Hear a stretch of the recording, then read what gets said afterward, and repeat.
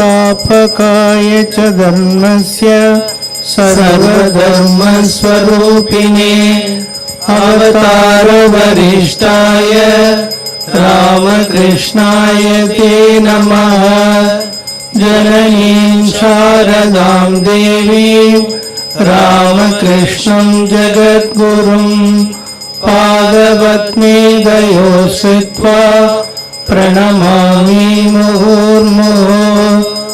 नमः श्रीयतिराजाय विवेकानन्दसूरये सच्चित्सुखस्वरूपाय स्वामिने तापहारिणे। जय श्री गुरु महाराज की जय। जय महामाई की जय।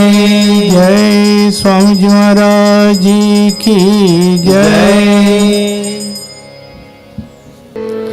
விழி கிடைக்குமா அபயகரம் கிடைக்குமா? விழி கிடைக்குமா அபயகரம் கிடைக்குமா? குருதேவ சரணத்தில் நிழல் கிடைக்குமா?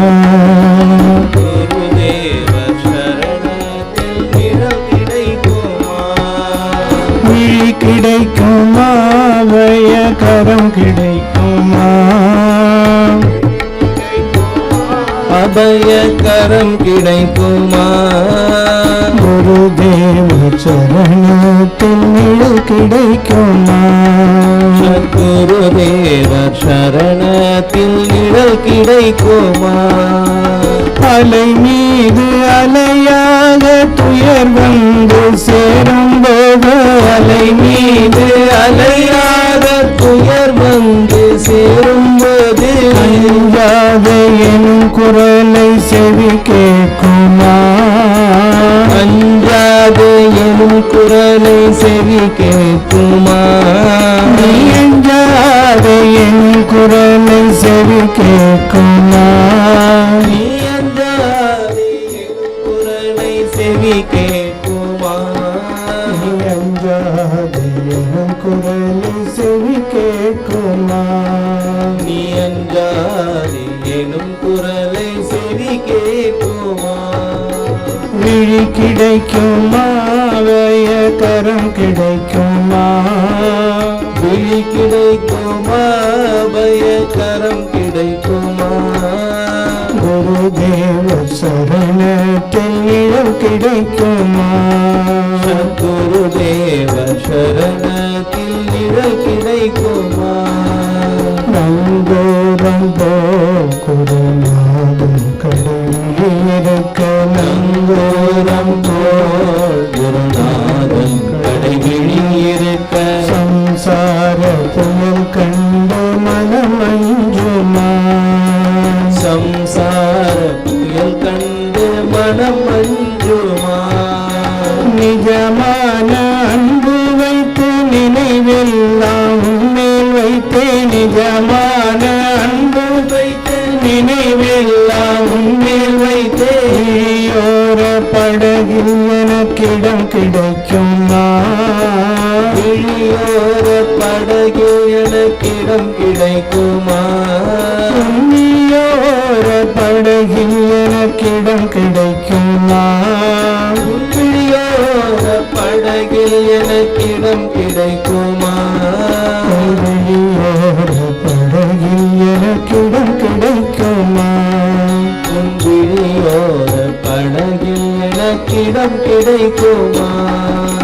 விழி கிடைக்குமா அபயகரம் கிடைக்குமா? விழி கிடைக்குமா அபயகரம் கிடைக்குமா? குருதேவ சரணத்தில் நிழல் கிடைக்குமா? குருதேவர் சரணத்தில் நிழல் கிடைக்குமா? கோடி ஜென்மம் நான் எடுப்பேன் குரு துணை இருந்தால், கோடி ஜென்மம் நான் எடுப்பேன் குரு துணை இருந்தால், உனக்குண்டு உனக்காக எனையாக்குவேன், உனக்குன்றே உனக்காக என துன்பம் பல என்னை வந்து சேரும் போது நினைக்காத துன்பம் பல என்னை வந்து சேரும் போது நினைக்காத துன்பம் பல என்னை வந்து சேரும் போது நினைக்காத துன்பம் பல என்னை வந்து சேரும் போது நினைத்தாலே அபயம் தரும் கரம் கிடைக்குமா நினைத்தாலே அபயம் தரும் கரம் கிடைக்குமா நினைத்தாலே அபயம் தரும் கரம் கிடைக்குமா நினைத்தாலே அபயம் தரும் கரம் கிடைக்குமா நினைத்தாலே அபயம் தரும் கரம் கிடைக்குமா நினைத்தாலே அபயம் தரும் கரம் கிடைக்குமா விழி கிடைக்குமா அபய கரம் கிடைக்குமா விழி கிடைக்குமா அபய கரம் கிடைக்குமா குருதேவ சரணத்தில் கிடைக்குமா குருதேவ சரணத்தில் நிழல் கிடைக்குமா அபார மகிமாவும் அதி அதி அபார மகிமாவும் அபார மகிமாவும் அதி அதி அபார மகிமாவும் அபார மகிமா கிருபா கடாட்சம் அபார மகிமாவும் அபார மகிமா கிருபா கடாட்சம் அபார மகிமாவும் அதி அதி அபார மகிமாவும் அபார மகிமாவும் அழுந்தோறும் அளிக்கும் அன்னை எங்கோடு அவன் விழுந்தோறும் எடுக்கும் அப்பன் அழுந்தோறும் அளிக்கும் அன்னை எங்கோடு அவன் விழுந்தோறும் எடுக்கும் அப்பன் தொழுந்தோறும் காக்கும் தெய்வம் தோறும் அதன் எடுப்புக்கெல்லாம் குழந்தை தொழுந்தோறும் காக்கும் தெய்வம் தோறும் அதன் எடுப்புக்கெல்லாம் குழந்தை அப்பார அப்பார அப்பார அப்பார அப்பார அப்பார அப்பார மகிமாவும் அதி அதி அபார மகிமாவும் அபார மகிமா கிருபா கடாட்சம் அபார மகிமாவும் அதி அதி அபார மகிமாவும் அதி அதி அபார மகிமாவும் அதி அதி அபார மகிமாவும் அதி அதி அபார மகிமாவும்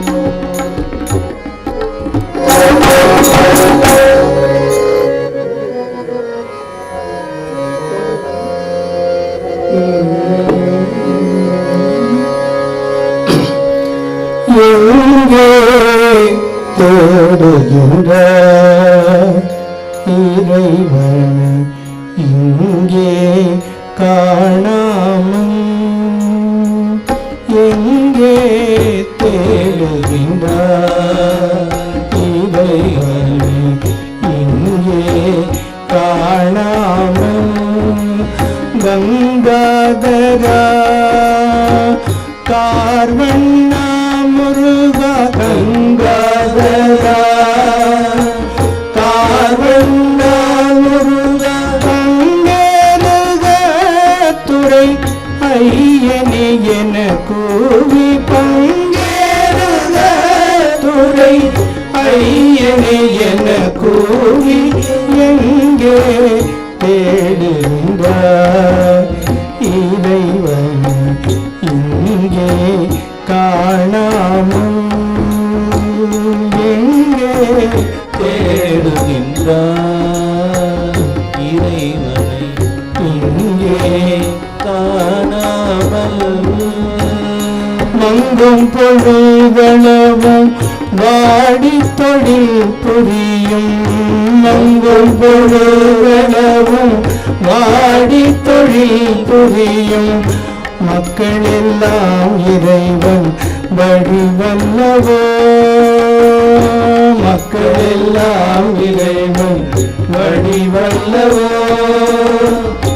அங்கம் நலிந்துருகி ஐயா என கையேந்தி அங்கம் நலிந்துருகி ஐயா என கையேந்தி அகத்தின் கதவருகே அழைப்பவன் அவன் அல்லவோ அகத்தின் கதவருகே அழைப்பவன் அவன் அல்லவோ இங்கே தேடுகின்றார் இறைவனை இங்கே காணாமல் எங்கே தேடுகின்றாய் இறைவனை இங்கே காணாமல் மண்ணை விழும் கூலியும் வாசப்பெருக்குவோரும் மண்ணை விழும் கூலியும் வாசப்பெருக்குவோரும் மாறா கருணை ஈசன் வழிவல்லவோ மண்ணை விழும் கூலியும் வாசப்பெருக்குவோரும் மாறா கருணை ஈசன் வழிவல்லவோ கண் பார்த்தருள்வென்று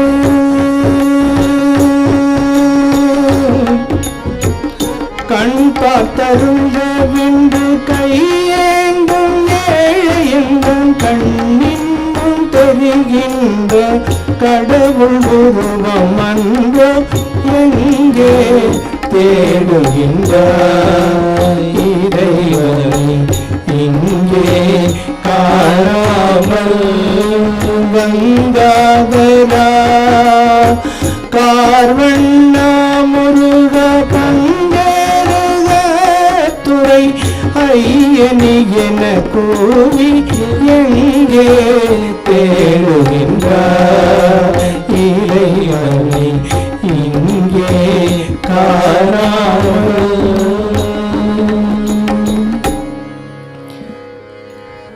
இந்த பாட்டை எல்லாரும் கொஞ்சம் திருப்பி பாடுங்க.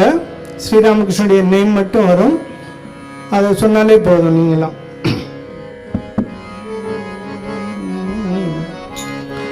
அன்புக்கு தெய்வமே ஸ்ரீராமகிருஷ்ணா அன்புக்கு தெய்வமே ஸ்ரீராமகிருஷ்ணா. பெரிய பாட்டெல்லாம் இல்லை, அப்படியே திருப்பி சொல்லணும், அவ்வளவுதான். சாதாரண பேசுற மாதிரி தானே இருக்கு. அன்புக்கு தெய்வமே ஸ்ரீராமகிருஷ்ணா அன்புக்கு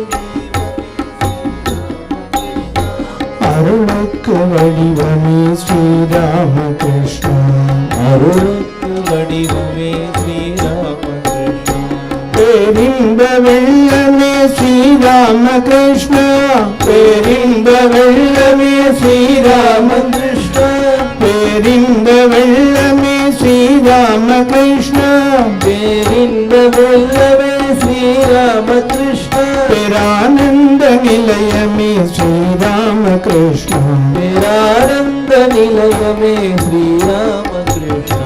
அன்புக்கு தெய்வமே ஸ்ரீராமகிருஷ்ணா அன்புக்கு தெய்வமே ஸ்ரீராமகிருஷ்ணா அருளுக்கு வடிவமே ஸ்ரீராமகிருஷ்ணா அருளுக்கு வடிவமே ஸ்ரீராமகிருஷ்ணா.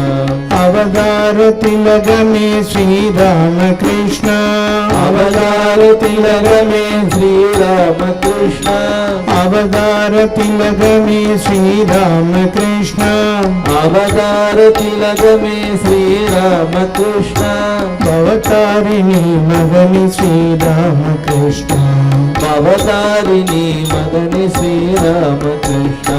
காருண்யசீலனே ஸ்ரீராமகிருஷ்ணா காருண்யசீலனே ஸ்ரீராமகிருஷ்ணா காருண்யசீலனே ஸ்ரீராமகிருஷ்ணா காருண்யசீலனே ஸ்ரீராமகிருஷ்ணா. கண்கண்ட தெய்வமே ஸ்ரீராமகிருஷ்ணா கண்கண்ட தெய்வமே ஸ்ரீராமகிருஷ்ணா. எல்லாம் சத்தமா பாடுங்க, காது கேட்கல. கண்கண்ட தெய்வமே ஸ்ரீராமகிருஷ்ணா அன்புக்கு தெய்வமே ஸ்ரீராமகிருஷ்ணா அன்புக்கு தெய்வமே ஸ்ரீராமகிருஷ்ணா பேரருளுக்கு வடிவமே ஸ்ரீராமகிருஷ்ணா பேரருளுக்கு வடிவமே ஸ்ரீராமகிருஷ்ணா. தியாகத்தின் ராஜனே ஸ்ரீராமகிருஷ்ணா தியாகத்தின் ராஜனே ஸ்ரீராமகிருஷ்ணா திகட்டாத அமுதனே ஸ்ரீராமகிருஷ்ணா திகட்டாத அமுதனே ஸ்ரீராமகிருஷ்ணா. யோகத்தின் சிகரமே ஸ்ரீராமகிருஷ்ணா யோகத்தின் சிகரமே ஸ்ரீராமகிருஷ்ணா யோகியர் திலகமே ஸ்ரீராமகிருஷ்ணா, யோகியர் திலகமே ஸ்ரீராமகிருஷ்ணா, சாரதை நாதனே ஸ்ரீராமகிருஷ்ணா, சாரதை நாதனே ஸ்ரீராமகிருஷ்ணா, சத்குண தேவனே ஸ்ரீராமகிருஷ்ணா, சத்குண ஸ்ரீராமகிருஷ்ணா, निर्मल देवने श्री राम कृष्ण, निर्मल देवने श्री राम कृष्ण, निर्गुण ब्रह्म में श्री राम कृष्ण, निर्गुण ब्रह्म में श्रीरामकृष्ण, वेदाभिरामणे श्री राम कृष्ण, वेदाभिरामणे श्रीरामकृष्ण, द्वापर कृष्ण में श्री राम कृष्ण, द्वापर कृष्णने श्रीरामकृष्ण, कलियुग कालिनी श्री राम कृष्ण, कलियुग कालिनी श्रीरामकृष्ण, कलियुग दैव में श्री राम कृष्ण, कलियुग दैव में श्रीरामकृष्ण, कैलवाईशने श्री राम कृष्ण, कैलवाईशने श्रीरामकृष्ण, अன்புக்கு தெய்வமே ஸ்ரீ ராம கிருஷ்ணா, அன்புக்கு தெய்வமே ஸ்ரீராமகிருஷ்ணா, அருளுக்கு வடிவமே ஸ்ரீராமகிருஷ்ணா, தெய்வமே ஸ்ரீ ராம கிருஷ்ணா, அருளுக்கு வடிவமே ஸ்ரீராமகிருஷ்ணா. பெரும் மதிப்பிற்கும் போற்றுதலுக்கும் வணக்கத்திற்கும் உரிய வித்யாலய சேல சாமிஜி அவர்களுக்கு எனது நமஸ்காரங்களை வணக்கங்களை தெரிவித்துக் கொள்கிறேன். அடுத்தபடியாக வித்யாலய நிறுவனங்களிலிருந்து வந்திருக்கும் சுவாமிஜி பெருமக்கள், பிரம்மச்சாரி பெருமக்கள், உங்கள் அனைவருக்கும் எனது அன்பான வணக்கத்தை தெரிவித்துக் கொள்கிறேன். முக்கணியின் சாரெடுத்து முத்தமிழை கலந்து கற்கண்டு பொடியும் கலந்தூட்டி வித்தகர்தாம் புகழும் விஞ்ஞானத்துடன் நிலவி உலகிற்கு ஒரு உயிரூட்டும் உன்னதான மொழி ஆங்கிலமாம். அவ்வாறுள்ள பல்மொழிகளை கற்றுத்தந்த பேராசிரியர் பெருந்தகை அண்ணாக்களே, அக்காக்களே, உங்கள் அனைவருக்கும் எனது வணக்கங்கள். என் உடன்பிறப்பு சகோதரர்களே, அன்பு அண்ணன்மார்களே, தம்பிமார்களே, அக்காமார்களே, தங்கைமார்களே, உங்கள் அனைவருக்கும் எனது வணக்கங்களை தெரிவித்துக் கொள்கிறேன். அன்னை அவர்கள், சுவாமிஜி அவர்கள், நம்முடைய குரு மகாராஜ் அவர்கள் சூழ உடலில் நம்ம தமிழ்நாட்டுக்கு வரவில்லை. ஆனால் சூட்சம உடலிலே அவர் உலகமெல்லாம் பரவியிருக்கிறார். நாம் எவ்வாறு படிக்கின்றோமோ புத்த மதம், சைன மதம், கிறிஸ்துவ மதம், இது மாதிரி மதங்களிலெல்லாம் நம்ம இந்து மதத்தின் கொள்கைகளையும் கோட்பாடுகளையும் போற்றி பேணி காப்பதற்காகத்தான் சாமிஜி விவேகானந்தரை அமெரிக்காவுக்கு அனுப்பி வைத்தார். அன்னையின் ஆசி பெற்று அமெரிக்காவுக்கு அனுப்பி வைத்தார். அவர் சொன்னார், இந்த நாட்டிலே பொருள் இல்லை, நான் வெளிநாடுகளுக்கு சென்று இந்த நாட்டின் ஏழைகளிலே துயரை தீர்க்கிறேன் என்று சாமி சபதம் எடுத்தார்கள். அங்கே போனார்கள். அங்கே போய் 10 ஆண்டுகள் உலகமெல்லாம் சுற்றி வந்தார். செல்வ குடும்பத்தில் பிறந்த மகன், உலகமெல்லாம் சுற்றி வந்து இந்த ஏழைகளை காப்பாற்ற வேண்டும் என்பது ஒரே நோக்கத்துக்காக தான் அவர் செய்தார். படித்தவர்கள், படிக்காதவர்கள், மேதைகள், அறிஞர்கள், பல்கலைக்கழக மாணவர்கள் எல்லாம் போற்றப்படுகின்ற ஒரு தெய்வம் இருக்கின்றார் என்று சொன்னார். அது ராமகிருஷ்ண குருதேவர். அவர் வடிவம் அல்லாவாக இருந்து, அவர் இயேசுவாக இருந்து பார்க்கிறார், புத்தராக இருந்து பார்க்கிறார், இயேசுவாக இருந்து பார்க்கிறார். இத்தனை வடிவங்களாக ஒரே வடிவம்தான். கடவுள் வடிவங்கள் எல்லாம் ஒரே வடிவங்கள் தான். கடவுளை நீ எங்கும் தேடி அலைய வேண்டியது இல்லை. உன் உள்ளத்திலே இறைவன் இருக்கின்றார். நீ வேலை செய் மகனே, உன்னால் முடியும், உன்னால் முடியும், உன்னால் முடியும். நீ கோழிகள் அல்ல, திரும்பி பார்க்காதே, முன்னேறி செல், முன்னேறி செல், முன்னேறி செல். இதானுடைய அறைகூவல். சாமிஜி சென்ற பிறகுதான் இந்தியா வளர்ச்சி பெற்றது. அந்த காலத்திலே சாப்பாடு இல்லாமல் எத்தனையோ பேர் ஏழைகள் கஷ்டப்பட்டார்கள். ஸ்வீட்டு இனிப்பா கசப்பா என்று தெரியாது. அந்த கசங்களை எல்லாம் அணிவித்தார்கள். ஒரு ஜான் வயிற்றுக்காக அவர்கள் பட்டப்பாடு ஒன்று கிடையாது. சாமிஜி தான், மகனை வேலை செய், உனக்கு சாப்பாடு கிடைக்கும். யாரும் சொல்ல, வேலை செஞ்ச சாப்பாடு கிடைச்சிருமே என்று சொல்லி பராமரிப்பட்டார்கள். சாமி சொன்னார், கால்நடையாக உலகமெல்லாம் போனார். நம்முடைய தமிழ்நாட்டுக்கு வந்தார்கள். சாமி அமெரிக்கா சென்று விட்டு இலங்கை வருகிறார். இலங்கையிலிருந்து அவர்கள் ராமநாதபுரம் வருகிறார். ராமநாதபுரம் மன்னர் சேதுபதி ராஜா குதிரை பூட்டி வண்டியை அவிழ்த்து விட்டு அவருடைய மன்னருடைய தலையிலே சாமியுடைய கால் இருக்கிறது. மன்னருடைய தலை இருக்கிறது. சாமிஜி சொல்கிறார், என்ன வேண்டும்? இந்தியாவிற்கு கல்வியை கொடுங்கள். கல்வி கொடுத்தால் எல்லோரும் முன்னேறுவார்கள். எப்படிப்பட்ட கல்வி? கலை, அறிவியல், விஞ்ஞானம், கலைக்கூடங்கள், ஆய்வகங்கள், ஏழை இல்லங்கள், ஏழைகளுக்கு வேண்டிய இல்லங்கள், முதியோர், ஊனமுற்றோர், இவர்களுக்கெல்லாம் நீங்கள் இல்லங்களை கட்டி கொடுங்கள். கிராமமாக சென்று ஏழைகளுக்கு உதவி செய்யுங்கள் என்றுதான் சொன்னார்கள் அவர்கள். சாமிஜி அன்னை வந்து சூழ உடலிலே இங்கே நம்ம சென்னை வந்திருக்கிறார்கள். அவரை ராமகிருஷ்ண மடத்தின் தலைவர் ராமகிருஷ்ணானந்த அன்னை பல முறை, ஒரு முறை 2 முறை இல்லை, பல முறை அழைக்கிறார்கள், நீங்கள் தமிழ்நாட்டுக்கு வர வேண்டும் என்று. அவர்கள் ஒரு டயம் ஒரிசா மாநிலத்திலே கோத்தார் என்ற இடத்தில் கிராமத்தில் இருக்கும்போது என்னுடைய மாமனார் எப்பொழுதுமே 100 ஆண்டுகளுக்கு முன்பு அவருடைய கணவர் பெயரை சொல்லவில்லையாம். அவர் சொல்றார், என்னுடைய மாமனார் சுதிராம் ராமேஸ்வரம் சென்று ராமேஸ்வர ஈஸ்வரை வழிபட்டார் என்று சொல்கிறார். அதன் அடிப்படையில் தான் ராமகிருஷ்ணானந்தர் மகராஜ் ஏற்பாடு செய்கிறார். சென்னை வருகிறார். சென்ட்ரல் ரயில்வே ஸ்டேஷனில் மோட்டார் காரை ஒன்று ஏற்பாடு பண்ணுகிறார். அந்த மோட்டார் கார் வந்து வெயில், இதே மாதிரி வெயிலின் கொடுமையால் ரொம்ப சூடாக இருக்கு. சாமிஜி அங்க வஸ்திரத்தை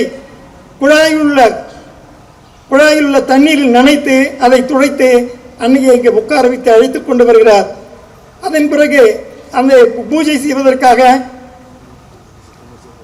அப்படியா சரிண்ணா பூஜை செய்வதற்காக ராமகிருஷ்ண மடத்தில் கோயிலில் பூஜை செய்வதற்காக அன்னையை அவர்கள் அனுமதிக்கிறார்கள். சுவாமி ராமகிருஷ்ணானந்தர் அந்த பூஜை முறையில் மிகவும் கண்டிப்பாக உள்ளவர். அம்மா சொல்கிறாங்க, ஒரு டம்ளர் மட்டும் தண்ணி குடிக்க வேணும் அப்படின்னு சொல்கிறாங்க. அதன் பிறகு அதை எடுத்துக்கொண்டு அதை இந்த குரு பூஜை பூசைக்கு, குருதேவர் பூஜைக்கு அதை பயன்படுத்த வேண்டாம் என்று சொல்கிறார்கள். அதன் பிறகு அவர்கள் அங்கிருந்து மதுரை செல்கிறார்கள். மதுரை அடுத்த நாள் காலையில் செல்கிறார்கள். மதுரை சுந்தரேஸ்வரர் கோயில், மீனாட்சி அம்மன் கோவில், தெப்பக்குளம், திருமலை நாயக்கர் மகா. அன்னை பார்க்க இன்னும் இத்தனை அழகா இறைவன் படைத்த படைப்பில் இன்னும் இத்தனை லீலைகள் என்று அவர்கள் சொல்கிறார். அதை பார்த்த உடனே பிரமிப்புடன் நடைகிறார். அதை முடித்து விட்டு அவர்கள் ராமேஸ்வரம் செல்கிறார்கள். ராமேஸ்வரம் மன்னர் சேதுபதி ராஜா, என்னுடைய குரு விவேகானந்தர், அவருடைய குருவினுடைய மனைவி வந்திருக்கிறார்கள், அவர்களுக்கு வேண்டிய ஏற்பாடுகளை நீங்கள் ஏற்பாடு செய்யுங்கள் என்று சொல்கிறார். தந்தி மூலமாக, அந்த காலத்தில் போன் எதுவும் கிடையாது, தந்தி மூலமாக சொல்கிறார். அவர் வேண்டிய ஏற்பாடுகளையும் செய்கிறார்கள். கோவிலிலே அன்னையை, அந்த சிலை, ராமன் சிலை தங்க கவசத்தால் மூடப்பட்டிருக்கும். அதை என்ன பண்ணாங்க, அன்னையை கழட்டி வச்சுட்டு, நான் பிடித்த சிவலிங்கம், மண்ணால் பிடித்த சிவலிங்கம் இப்படி இருக்கு என்று அவர்கள் ஆச்சரியப்படுகிறார்கள். அவர்களே பூஜை செய்கிறார்கள். எல்லாமே எல்லாம் பூஜை பண்ணுறாங்க. மற்றவங்கெல்லாம் வழிபடுகிறார்கள்.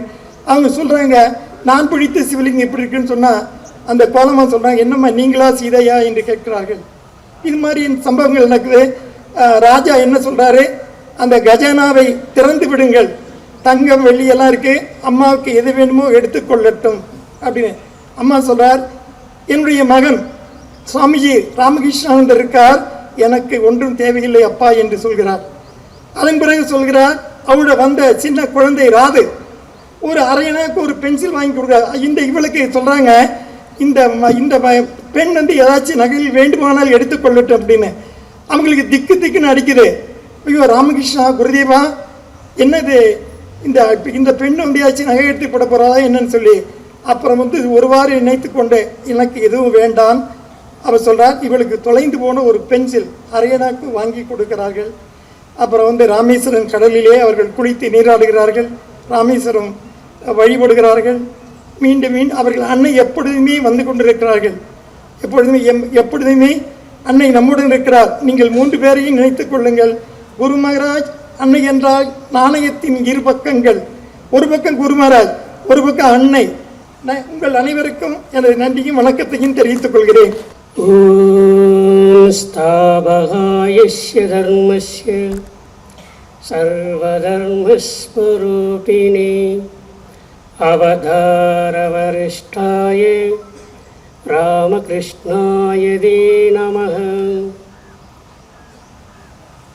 மதிப்பிற்கும் மரியாதைக்கும் உரிய தலைவர் சாமிஜி அவர்களுக்கும் மற்ற அனைத்து சாதுக்களுக்கும் இங்கு வருகை புரிந்துள்ள அனைத்து அன்பர்களுக்கும் என்னுடைய நமஸ்காரங்கள்.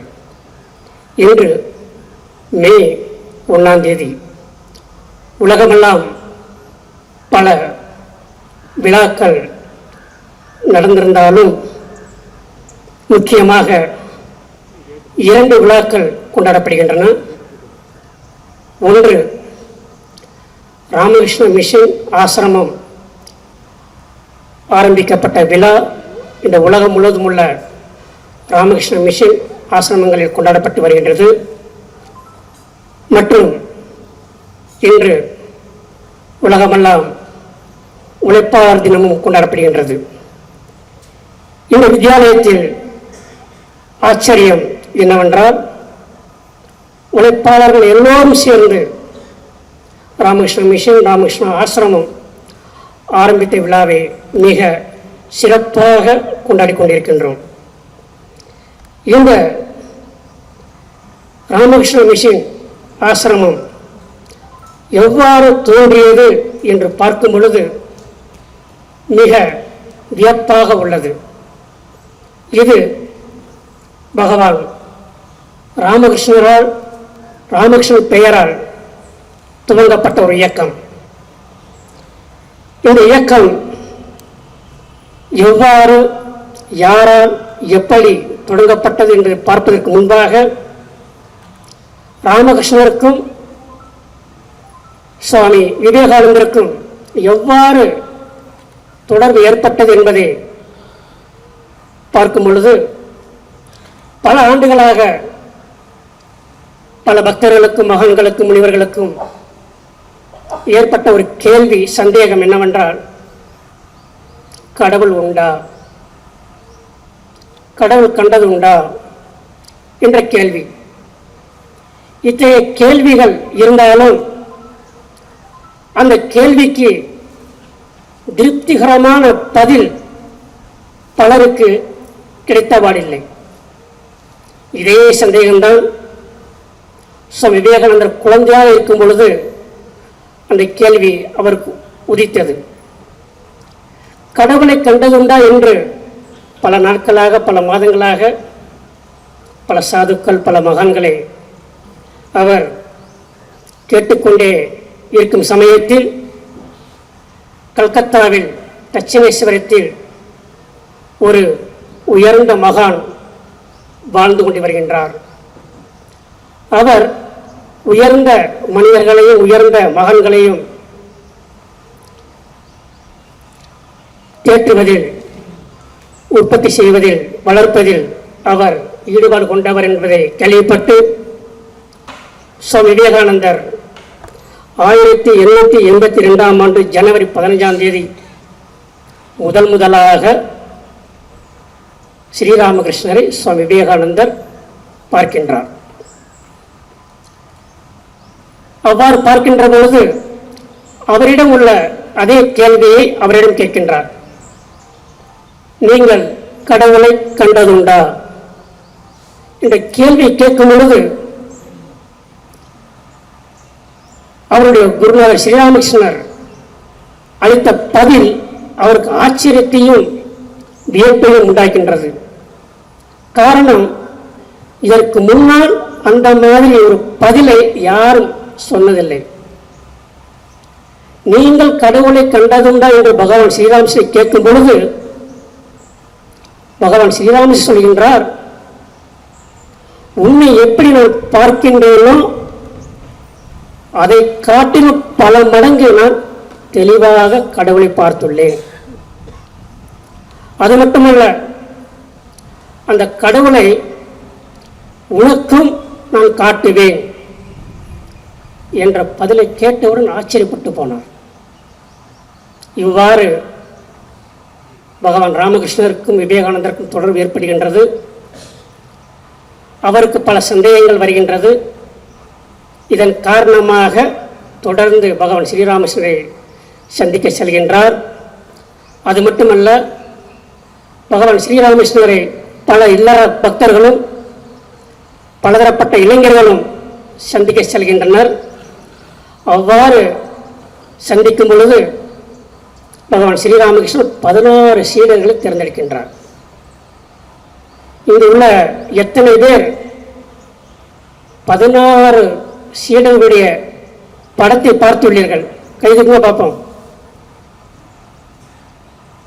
எல்லோரும் புரிந்து கொள்ளுங்கள்.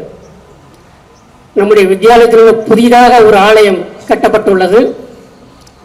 அந்த ஆலயத்துக்குள் உள்ளே சென்றால் 16 சீடர்கள் படங்கள் பொருத்தப்பட்டுள்ளது. அந்த படத்திற்கு கீழே அவருடைய வாழ்க்கை வரலாறு எழுதப்பட்டுள்ளது. அதை பார்க்காதவர்கள் இன்று முதல் ஆலயத்திற்கு சென்று அவற்றை பாருங்கள், அவற்றை படித்து பாருங்கள். இவ்வாறு பகவான் ஸ்ரீராமகிருஷ்ணர் 16 சீடர்களை தேர்ந்தெடுக்கின்றார். அவர்களுக்கு உண்டான எல்லா விதமான ஆன்மீக பயிற்சியை கொடுக்கின்றார். கர்மயோகம், ராஜயோகம், ஞான யோகம், பக்தி யோகம். அது மட்டுமல்ல, பல சாஸ்திரங்களையும் அவர் பயிற்சி கொடுத்து கொண்டிருக்கின்றார். இந்த 16 சீடர்களுக்கு தலைவராக, பொறுப்பாளராக அன்றே சுவாமி விவேகானந்தரை அறிமுகப்படுத்துகின்றார் பகவான் ஸ்ரீராமகிருஷ்ணர்.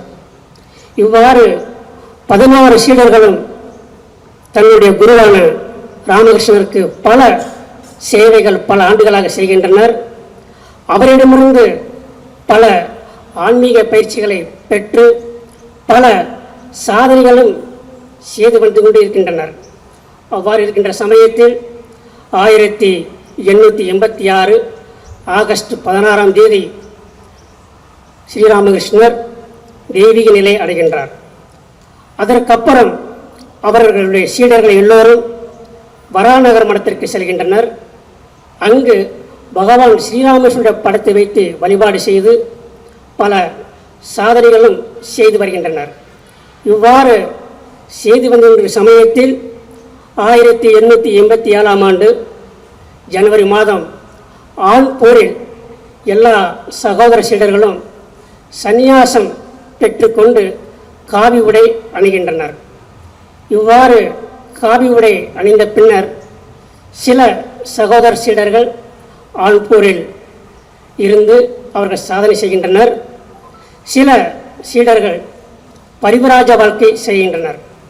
இவ்வாறு சுவாமி விவேகானந்தர் அவர்களும் இந்தியா முழுவதும் பரிவராஜ வாழ்க்கை தொடர்ந்து நடந்து கொண்டிருக்கிற சமயத்தில் ஒரு இடத்தில் அவருடைய ஞானத்தையும் பக்தியையும் கண்ட ஒரு பக்தர், அவர் பெயர் சங்கர் பாண்டரங்கன் என்பவர், சுவாமியுடைய ஞானத்தையும் அவருடைய திறமையும் பார்த்து, நீங்கள் கண்டிப்பாக சர்வமகா சபையில் சேர்ந்து உரையாற்ற வேண்டும் என்று கூறுகின்றார்.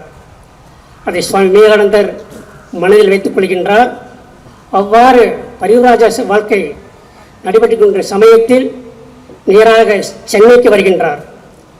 சென்னைக்கு வந்தவுடன் சர்வமகா சபைக்கு கலந்து கொள்வதற்காக அன்னையாரிடம் அவர் கடிதம் எழுதுகின்றார். அவருடைய ஆசீர்வாதத்தால் அவர் சிகாகோ என்ற நகரத்திற்கு செல்கின்றார். அவ்வாறு சென்று 1893ஆம் ஆண்டு செப்டம்பர் 11ஆம் தேதி சர்வமகா சபையில் சொற்பொழிவாற்றி வெற்றி அடைகின்றார். இதன் வாயிலாக உலகம் முழுவதும் இந்தியாவுடைய பெருமையை உணர ஆரம்பிக்கின்றனர். இதன் மூலம் சுவாமி விவேகானந்தருடைய பெருமையும் உலகமெல்லாம் பரவ ஆரம்பிக்கின்றது.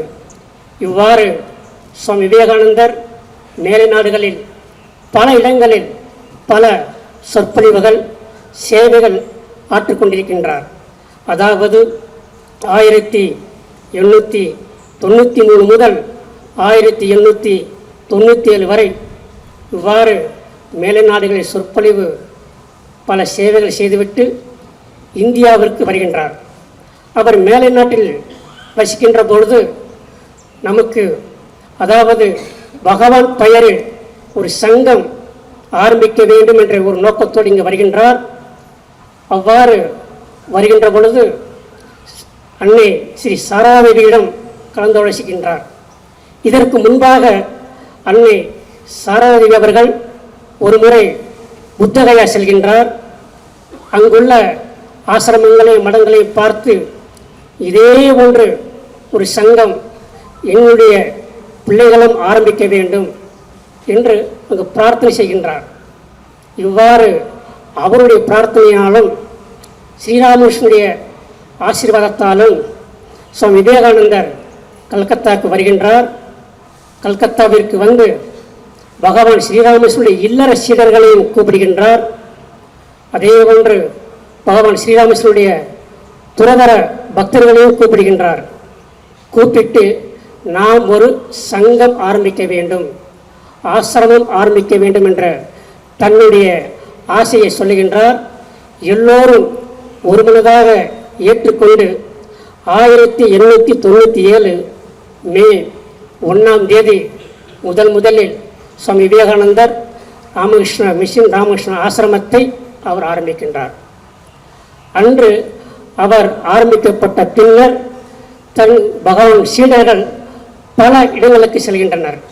அவ்வாறு சென்ற சமயத்தில் சென்னைக்கு சீடர் ராமகிருஷ்ணானந்த சுவாமிஜி மகாராஜ் அவர்கள் வருகின்றார்.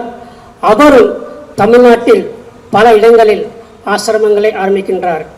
அதே போன்று மகாபுருஷ் மகாராஜ் சிவானந்த மகாராஜ் தமிழகத்திற்கு வருகின்றார். அவ்வாறு வருகின்ற சமயத்தில் அவர் ஊட்டிக்கு செல்கின்றார். ஊட்டிக்கு செல்லும் பொழுது ஊட்டியில் அவருக்கு மாரியம்மனுடைய தரிசனம் கனவில் கிடைக்கின்றது. மாரியம்மனுடைய ஆசீர்வாதத்தால் அங்கு ஒரு ஆசிரமத்தை ஆரம்பிக்கப்பட்டு இன்று பல சேவைகள் செய்தவண்ணம் இருக்கின்றது. இவ்வாறு சுவாமி விவேகானந்தர் ஆரம்பிக்கப்பட்ட அந்த ஆசிரமம் இன்று உலகம் முழுவதும் 275க்கு மேற்பட்ட ராமகிருஷ்ண மிஷன் ராமகிருஷ்ண ஆசிரமங்கள் ஆரம்பிக்கப்பட்டு பல சேவைகள் செய்தவண்ணம் இன்றும் இருக்கின்றன. சுவாமி விவேகானந்தர் ஆசிரமத்தை மட்டும் ஆரம்பிக்கவில்லை, அந்த ஆசிரமம் எவ்வாறு இயங்க வேண்டும் என்று பல குறிக்கோள்கள் லட்சியங்கள் பல கோட்பாடுகளையும் விதிக்கின்றார். உதாரணமாக இந்த ஆசிரமத்தின் குறிக்கோள் ஆன்ம அனுபூதியும் உலக நன்மையும். இந்த ஆசிரமத்தின் லட்சியங்கள் என்ன என்று பார்க்கும் பொழுது பகவான் ராமகிருஷ்ணர், அன்னை சாரதா தேவி, சுவாமி விவேகானந்தர் போதித்த சனாதன தர்மத்தை கடைப்பிடித்தல் வேண்டும், பரப்புதல் வேண்டும். அதன் பின் இதனுடைய கொள்கை என்ன என்று பார்க்கும் பொழுது துறவும் தொண்டும் சர்வ சமய சமரசம் என்பதாகும். அதே போன்று இதனுடைய செயல்முறை என்ன என்று பார்க்கும் பொழுது சேவையே வழிபாடாக செய்தல் வேண்டும்.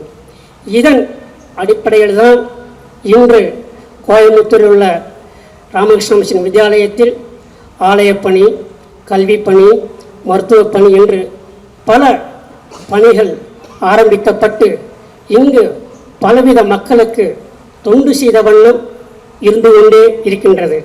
இவ்வாறு சுவாமி விவேகானந்தர் குழந்தையாக இருக்கும் பொழுது கடவுளை கண்டீரா என கேட்டுக்கொண்டிருந்தவருக்கு ராமகிருஷ்ண ஆசீர்வாதத்தாலும் தன்னுடைய தவசக்தியாலும் எல்லா மனிதர்களிலும் கடவுள் உள்ளார் என்று உணர்ந்து சேவையும் செய்ய ஆரம்பித்தார். அதே போன்று இதைத்தான் ஜீவ சேவையே சிவசேவை என்று எல்லோரும் சொல்கின்றனர். இந்த சேவையை, இதே போன்ற சேவையை இங்கு உள்ள எல்லோருக்கும் எந்த எதிர்பார்ப்பில்லாமல் எல்லோரும் சேவை செய்வதன் மூலம் எல்லோருக்கும் கடவுள் ஆசீர்வாதத்தை பெறுவீர்கள். அதன் மூலம் எல்லோருக்கும் என்றும் எப்போதும் அமைதி, ஆனந்தம், ஆரோக்கியம் பெற்று வளமோடு வாழ எல்லா வல்ல பகவான் ராமகிருஷ்ணர், அன்னை சாரதா தேவி, சுவாமி விவேகானந்தரை பிரார்த்தனை செய்து நான் நிறைவு செய்கின்றேன். ஓம் சாந்தி சாந்தி சாந்தி. ஹரி ஓம் தட்சத். ஸ்ரீராமகிருஷ்ணார்ப்பணமஸ்து. நல்லதொரு ஆசிரியரை வணங்கிய சுவாமிஜி அவர்களுக்கு நன்றி.